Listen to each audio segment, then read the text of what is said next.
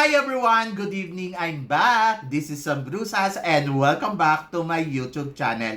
Oh my gosh! This is it guys, pag-uusapan natin ngayon. Reaction natin dito sa swimsuit round competition ng Miss Grand International for 2023. Anong reaction mo dyan? Yan ang tatalakayin natin ngayon. But before anything else, hello Philippines and hello beautiful people! Mabuhay! Kamusta kayong lahat? Sana lahat po kayo ay okay at safe ngayong araw na ito. At syempre sa lahat naman ng mga bago nating subscribers dyan, hello po sa inyo lahat. Maraming salamat guys sa pag-subscribe ninyo. Syempre dito sa channel ko. At syempre sa lahat naman ng makamamasam dyan na laging sumusuporta dito. Araw-araw, lagi-lagi. Maraming salamat guys sa inyo lahat. Syempre, usapang Miss Grand International tayo ngayon. So, kanina nga naganap na yung rematch na competition nila para sa swimsuit round. At ito nga, syempre, bibigyan natin ng bonggang-bonggang reaction. Ang reaction ko dyan ay naloka ako. So, yan. So, una, pag-usapan natin yung production nila. So, kung ikukumpara ko, syempre magkakaroon ng comparison. Kung ikukumpara ko yung production nila nung una at saka itong pangalawa, syempre mas bongga yung nauna. At nakita naman natin na talagang pinaghandaan nila ng todo-todo kung saan nila gagawin yung... Siguro ang hinanap ko doon kasi maganda kasi sa outdoor, yung alam mo yung tabing dagat, tapos makikita mo talaga na nasa full sila. So yon, may mga eksena yung mga girls, ayun lang, kaya lang binagyo talaga sila doon. Kaya parang ang resulta nun ay pangit. Pero eto kasing ikalawang pagkakataon, nag-expect ako na more paghahandaan to ng bonggang-bongga, indoor siya, tapos parang feeling ko mas pasabog yung eksena. Pero, na-surprise ako, hindi. Parang iniraos lang. Tapos yung kanilang production na sa simula, hindi na ganun kabongga. So, medyo, syempre, nalungkot ako sa part na yon. But, thanks God, at least, walang nadulas na mga kandidata na rumampa dito kanina, di ba? And then, hosting ni Roberta Tamundong, in fairness naman sa kanya, talagang consistent, panalo. And then, si Mr. Champ, na talaga naman, ang gwapo-gwapo kanina, na natuwa ako sa kanya kasi ang galing-galing yung mag-host, in fairness, di ba? So, match na match silang dalawa ni Roberta at nadadala siya ni Roberta ng bonggang-bongga. So, yon. So, ayos na mga girls. Yung mga girls, syempre, mas parang, napansin ko, hindi ganon ka high yung energy nila. So, kung ikukumpara mo nung first time na kahit umuulan, parang yung mga girls mas bigay yung energy, lalo na yung mga nag-perform talaga ng bonggang-bongga sa outdoor. Dito, parang medyo parang bumaba yung energy. So, hindi ko naman masisisi dahil kanina meron silang big event at parang feeling ko pagod din talaga na yung mga kandidata kaya hindi na nila maibigay yung kanilang energy na dapat ibigay dito sa competition. Plus, nandoon din, tinignan ko din yung aspeto na siguro dahil naipakita na nila ng todo-todo yung katawan nila and then nakita ng Mr. Nawat kung sino ba talaga yung sexy body, yung sino ba yung strong body, at kung sino ba talaga yung marunong mag-perform on stage. So, parang dito, sa rematch nila, hindi na nila siguro ginalingan kasi parang, to be honest, hindi ko din maintindihan kung bakit nga ba nag-rematch sila. Charot. Hindi. Ang siguro naisip ko lang dyan, yung ibang girl, inisip nga nila na parang it's okay na parang okay na yan, alam na ni Mr. Nawat, siguro may scoring na nung una, at alam na niya kung sino talaga yung nagpe-perform ng bonggang-bongga. And then, pangalawa, siguro dahil nga pagod yung kandidata kaninang umaga dahil sa event nila. So, syempre kung magpiprepare nga naman ng event sa umaga at sa hapon, yung energy mo talaga mababawasan na hindi katulad noong una sa outdoor, mas malakas yung energy nila kasi in the morning. Tapos ito yung first event natin. So, kumbaga yung ibibigay mo talagang energy doon, palong-palo. So, ayun yung comparisons. Medyo talagang may mababawasan talaga ng energy dyan. But, ang nakita ko, sobrang natutuwa naman ako kay Mr. Nawat kasi syempre binigyan niya talaga ng chance yung mga girl kahit hindi na ganun kabongga yung ginawa nila. But nandoon kasi siguro gusto niya talaga maging fair fight para sa mga kandidata. Kaya may rematch na naganap kanina. At nakita naman natin na sobrang nakakatuwa kasi yung mga hindi nag-perform nung una, nakita na natin yung performance level nila. At talaga naman, masasabi ko, ibinigay naman talaga nila yung kanilang makakaya, di ba? At nakakatuwa, kudos naman sa mga girls, fight kung fight. And then, total suma, naging maganda ang kanilang production kanina kahit simple lang na nandoon lang sa parang lobby kasi nandoon yung kuha ng Miss Grand Stop, yung kanilang director, na tamang angle yung binibigay side by side. Kumbaga parang sa opening alam niya kung saan angle and then yung sa side view, makikita mo yung side view na lakad ng girls plus nandoon, makikita mo in front. Kumbaga, ang perfect ng angle. So, wala kang sasabihin na, ay, hindi ko nakita yung kung paano siya sa side view kasi ibinigay din nila yung side view ng girls kung paano mo makikita yung lakad niya kung tama ba. Ibinigay din nila kung tama din in front at saka makikita mo yung posing ng mga girls. Meron talaga silang momento na pwede nilang ibuhos talaga yung galing nila. So, yon. Kaya sabi ko, in fairness, nagmukha talagang maganda siyang tingnan because yung angle nga ng camera ay talaga naman napaka-perfect. So, di ba? And then, masasabi ko din na yung music nila, hindi na rin nila binago sa yung swimsuit. Sabi ko, okay na. So, better na to. Di ba? Kasi parang rematch nga. So, yung makeup, yung ayos ng mga girls, syempre iba yung ayos nila noong una na lumaban sila sa outdoor. Hindi na nila na-achieve yung ganda na meron sila doon kung sino man yung mga nag-shine sa outdoor na talaga. Kasi sa outdoor nakita ko maraming talaga nag-shine yung beauty. Dito parang simplihan lang yung makeup ng ibang kandidata. Hindi na nag-effort katulad ng yung effort talaga nila nung una sa swimsuit competition. Dahil siguro naisip ko na lang din dito baka naghahanda yung mga kandidata for the second round ng competition nila. Ito nga yung preliminary competition. Kasi parang dito kasi sa swimsuit round, ang pipiliin dito kung sino yung best in swimsuit or kung sino yung talagang magaling pagdating sa pasarela, sino ba yung energetic yung katawan, ayun yon. Kaya nandito to sa competition na to.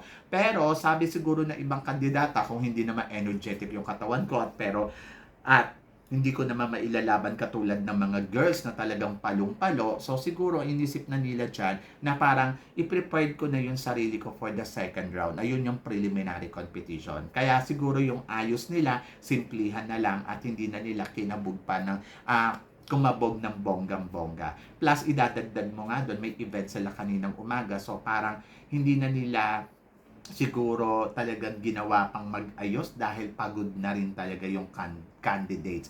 Pero kudos naman sa kanilang lahat na ipakita nila yung galing nila dito sa competition at natuwa naman ako sa resulta, di ba? Kasi lahat nakapaglakad ng proper and then walang nadulas and nakita natin yung pasarela ng bawat isa, kung sino talaga yung umahataw at kung sino talaga nag-shine at umangat at kung sino ang consistent, di ba? So, yun. So, dapat ipagpasalamat natin yan kay Mr. Nawat, miski papano dahil sa kabilangan ng tinira natin siya nung mga nakaraan.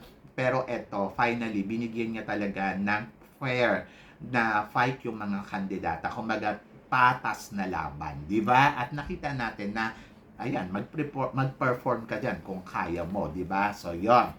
And then, ano pa ba? Ayun nga, hindi na nila na-achieve. And then, may mga ilang candidates lang na mali yung pangalan nila na inilalabas doon sa gilid. Kasi parang, halimbawa katulad ni Miss Gana, iba yung nakikita mo, pero doon sa may pangalan, iba ng pangalan. Pero inulit naman nila. So, hindi naman may iwasan yung mga technical na ganun, di ba? So, yon. So, lahat naman na nakita natin, yung venue, okay na yon. Tapos, ayun nga lang kanina, Diyos ko, natatakot ako kasi baka may madulas na naman. Kasi nakita mo yung floor, ang dulas-dulas ng floor nila. Pero sabi ko nga, kahit nasa indoor yan o nasa outdoor yan, possible pa rin talaga na meron may maaksidente. Pero thanks God, kasi everybody safe and then parang piling ko nga nag-ingat na yung iba. Hindi na talaga humataw na todo-todo kasi natatakot na baka ma-slide at ayun, mapag-usapan na naman ng bonggang-bongga. Di ba? Siguro naman walang naglangis sa katawan nila. And then, sino ba yung mga nakita natin kandidata na sobrang humataw ng todo-todo? To be honest ako, para sa akin, si Angola, medyo yung energy ni Angola, kung ikukumpara ko yung laban niya nung una sa outdoor, parang mas nag-low energy siya dito. Parang nakita ko kay Angola kanina na pagod na yung katawan niya. Pero, inilaban niya pa rin naman ng bonggang-bongga. Nakulangan lang ako konti. Hindi ko alam kung napansin ninyo. Parang konti na hindi siya ganong kapalo. Hindi katulad nung unang fight niya talaga na buhos yung energy niya. Dito medyo parang hindi niya na consistent yon. So, yon. And then si Belgium, in fairness, consistent si Belgium sa galawan, ha? Talagang masasabi ko, oh my God, I love her. And then, si Bolivia, talagang bumawi si Bolivia. Alam naman natin si Bolivia na na-slide doon. Pero dito talagang bumawi siya. Kasama niya si Honduras. Si Honduras kasi, di ba, medyo na-slide din doon sa swimming pool. Pero dito, naibigay niya talaga yung palong-palong performance niya. And then, si Brazil. Si Brazil, mas gusto ko siya sa outdoor. Sa totoo lang, mas nakita ko yung kaseksihan niya, yung orahan niya dito. Parang medyo nakulangan lang ako konti. Pero okay naman yung performance. Medyo parang katulad lang ni Angola na medyo bumaba yung energy. And then Costa Rica. Grabe si Costa Rica na pumapalo talaga yung mga balakang. Parang feeling ko sobrang sobrang grabe yung pasarela niya. Talagang hampas doon, hampas dito. Palo doon, palo dito. So, bongga. And then si Colombia, consistent din si Colombia talaga sa galawan niya. Mula sa simula hanggang sa wakas. Pero napansin ko, medyo may mga kandidata kasi nagsa-shine at doon parang feeling ko mag-ingat siya. Kasi yung paandar niya nawawala na konti at parang feeling ko unti-unti na siya na nalilimas ng bonggang-bongga. Katulad ni Myanmar. Kasi si Myanmar ganun din yung naramdaman ko na parang di ba nasa top sila tapos parang biglang nawawala sila kasi ang daming talagang, alam mo yon, nag-shine. And then, si Czech Republic, consistent pa rin. She's cute. Natutuwa ako sa kanya. Ang cute-cute niyang tignan. At saka si Dominican Republic, ito talaga, nag-level up ng bonggang-bongga. Iba yung performance na ipinakita niya doon sa outdoor, pero ito talaga dito, ginalingan niya pa ng todo-todo. Parang feeling ko siya yung energy niya talaga kanina, mas mataas. At parang feeling ko momento niya to. So, yon. Ayun, nagandahan ako sa kanya, in fairness. Parang gumaganda tong si Dominican Republic. Si Indonesia naman, consistent din. Kung ano yung ipinakita niya sa labas, yun din yung pinakita niya sa loob. Plus, si Miss Grand Italy. Gusto ko din yung galawan ni Miss Grand Italy. Iba din ha, pasabog din. Si Costa Rica, yan nabanggitan natin. Si Laos, alam mo si Laos, sa totoo lang, biglang lumutang yung ganda. Hindi ko alam kung napansin ninyo. Pero ako, grabe, napansin ko yung ganda niya. Doon sa labas, humataw yung performance niya. Dito, parang medyo nahirapan siya i-achieve yung kung ano yung performance na ibinigay niya dun sa labas eh. So, dito sa loob, pumalo naman, pero ayun nga, hindi niya na-achieve yung level ng performance na ibinigay niya. Pero yung beauty niya, nag-level up. Napansin ko talaga yung ganda niya. Sabi ko, grabe, ang ganda ng babaeng to. Mas umangat yung beauty and then yung performance niya talaga, yung posing niya, the way kung paano siya umarap sa camera. Ay, sabi ko, winner. Napansin niyo hawig siya ni Pauline Amelex, no? Dito sa makeup niya kanina. So, ayun, Pauline yung nakita ko na, ay, gumanda si Laos bigla. And then, sino pa ba? Si Malaysia, gusto ko rin yung energy na ibinigay niya. Talagang consistent. Ang ganda. From the beginning until end, makikita mo pumalo. Mexico. I love Mexico. Actually, meron siya mga angulo na nagmumukha siyang auntie. Pero kapag focus na sa kanya yung camera, gumaganda siya. Hindi lang consistent yung beauty, pero kapag yung ayun, napansin ko. Si Netherlands, grabe si Netherlands, no? Talagang, ay nako, ang bongga. Sabi ko nga, yung ibinigay na energy ni Netherlands, palong-palo talaga from the beginning until end. Oh my God, naloka ako. Saka, gusto ko yung kinerly niya yung hair niya. Ang ganda niya, mas gumanda siya ngayon, Amelia Vega ang mukha. Diba? So yun, so nandoon yung sweet, nandoon yung parang si Trisha ba yung Tristan? Yung sa Miss International, ganun yung beauty na ino-offer niya. Nandoon yung makikita mo yung orahan niya, ang ganda, ang sweet. And then, Gusto ko rin si Paraguay. Si Paraguay, mas tumaas yung energy level niya. Plus, nandoon na, ang ganda-ganda niya today. Ang ganda-ganda niya kanina. Tapos, ang perfect ng makeup. Sabog na sabog yung makeup. So, yon. So, medyo talagang performance level talaga yung ipinakita niya kanina. Mas nag-level up siya. Si Thailand, my God, naloka ako kay Thailand kasi ang ganda ng performance niya dito. In fairness kay Thailand, kung ikukumpara mo sa labas, naloka ako sa kanya dito kasi parang ang galawan niya dito, mas pumalo, mas nag-level up. Ayun yung sinasabi ko. Kasi di ba yung sa labas, ginagaya niya yung kay Impa na galaw. Pero dito sa indoor, ayun yung tamang galaw kasi siya na yun. Ayun yung nakita ko. Pero ang lakas pa rin makabiba handbrake nito ni Thailand. Ang sexy, ang pretty face ng mukha. Sobrang seductive ng itsura. Ang lakas ng appeal. Hindi ako magtataka kung si Thailand papasok to sa top 10. Pero sabi ko nga, dapat talaga, ang gawin niya talaga, yung signature na siya. Kasi kapag ginayin niya si Thailand na si Impa nung nakaraang taon, malolos siya dito sa competition. And then in fairness, ayun yung ginawa niya kanina. Kung sino siya, ayun yung ipinakita niyang performance. And winner. So para sa akin, performance level check. Talagang panalo. Yung galawan niya. Gusto ko yung galawan ni Thailand kanina. So yun yung nakita ko na siya talaga. O, di ba? And then gusto ko rin si USA. Oh my God. Naloka ako dito kay USA. Iba din yung level na ibinibigay talaga at yung energy consistent. At plus, gusto ko din si Uzbekistan. Yon. Natuwa ako sa kanya yung paribo niya dito. At talaga namang masasabi ko, ay ang bongga ha. Huwag mong isnabin yung beauty na meron siya. Talagang pumalo talaga ng todo-todo yung performance level niya. And I love the way she is. O, di ba? Ang ganda. Kung sino man na nagturo dito, ay nako, kudo sa'yo, ang bongga. Gusto ko yung pasarela, gusto ko yung styling, gusto ko yung lipstick niya, nag-uumapaw, namumula. So, tama yung ginawa ni, Uzbekistan dito sa competition kasi parang yung energy niya mas napalo niya ng bonggang-bongga. And then si Venezuela, oh my God, talagang kumabog din si Venezuela. Iba din yung level na ipinakita. Talagang nandoon na, wow, level up. And then, gusto ko din si Vietnam. Grabe si Vietnam. Sobrang winner, sobrang kabog, sobrang, ay nako, sabi ko sa'yo, ang linis ng pasarela niya, ang linis ng galawan, plus yung energy talaga nandoon. At bongga, di ba? So, sino pa ba? Sino pa ba yung mga kandidata na, si Peru. Gusto ko din si Peru. Si Peru, iba din yung ipinakita talagang performance. Plus, gusto ko din si India. In fairness kay India, no, talagang maganda yung mukha niya. At sabi ko, panalo. Panalo yung performance na ipinakita din ni India kanina as in nag-level up siya. Plus, punta na tayo. Syempre, alam ko hinihintay nyo to kung ano sasabihin ko sa kanya. Kay Miss Philippines. Actually, kung pag-uusapan natin yung kanyang,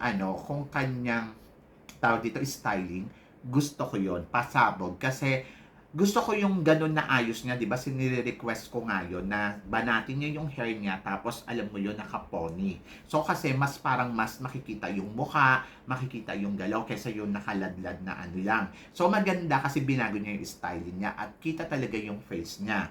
And then number 2, ang gusto ko kay Miss Philippines ay tawag dito yung makeup niya. Sobrang panalo ng makeup niya. Sobrang lalo siyang gumanda. Kung titignan mo yung aura niya, mas lumabas. Kung pupunta naman tayo doon sa kanyang performance, sa kanyang pasarela level, masasabi ko, mas nag-level up siya more than nung nasa labas. Pero yung energy, doon siya kulang. So, ang masasabi ko lang ay parang well-prepared naman siya kung paano niya ilalakad, kung paano niya ipoproject yung sarili niya at doon niya talaga nadadala yung kanyang performance sa beautiful face niya. So, nadadaya niya talaga yung performance kung para kasabay nung orahan. Kasi mas umuora siya more than doon sa kasi parang alam niya sa sarili niya na mahina siya sa pasarela, mahina yung kanyang, hindi naman mahina yung pasarela niya, yung level ng energy kulang, ayon. Pero dahil nga maganda siya, nagmumukhang perfect. So ang masasabi ko, siguro yung level ng energy tama lang kasi classy yung dating. Yung kumbaga, napaka-elegante, hindi yung magalawgaw, hindi yung palong-palo na, I mean, hindi yung katulad ng iba na grabe yung energy na ang taas siya. Tama lang, soso lang talaga yung galawan niya. Plus, nandoon kasi yung beautiful face niya, saka yung curve ng katawan, in fairness naman, sexy. And then, yung hair, and then, classy yung pasarela niya. So, yon in total suma, para sa akin, okay lang naman yung ipinakita niya. Pero kasi kung nag-e-expect ka ng parang Samantha Bernardo galawan, hindi mo makikita dito kay Nikki Dimora kasi iba yung ino-offer niya na energy, iba yung ino-offer niyang galawan dito. So siguro ito yung masasabi kong tatak Nikki. O, di ba? More than doon sa parang mag-isip tayo na gusto ko kasi sumabay siya sa mga Latinas eh. Gusto ko sana katulad siya ni Dominican Republic na yung energy level niya. So, ando doon tayo kasi ayun naman talaga yung dapat. Pero kasi, respetohin natin yung galawan ng Nikki Dimora talaga. At ito yung ibinibigay niya signature walk at ito yung ipinapakita niya dito sa Miss Grand International. Pero kung tatanungin mo ko kung papalo ba to or lalaban ba tong walk na to, ibang usapan niya. So, siguro sa susunod na natin talakayan yan. For now, ang masasabi ko, congratulations sa kay Miss Philippines kasi nakita naman natin na ibinigay niya yung performance level niya and then ipinakita na kung ano yung makakaya niya sa competition na to.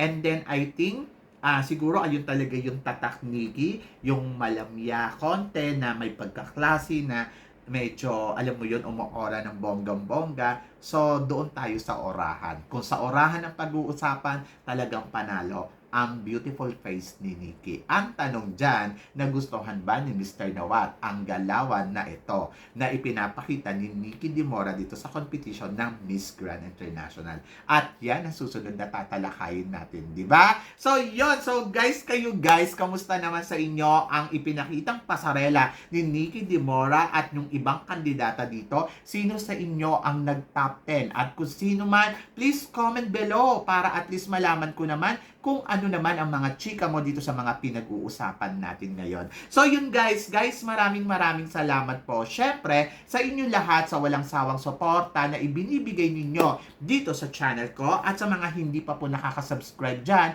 please don't forget to click like and subscribe my channel at i-click nyo na rin syempre yung notification bell para lagi kayong updated sa aking mga chika. Sabi ng ganon, always keep smiling and always think positive. Walang imposible sa itaas, manalig lang tayo sa kanya. Kaya guys, hanggang dito na lang. Hanggang sa muli natin chikahan. See you later. Paalam.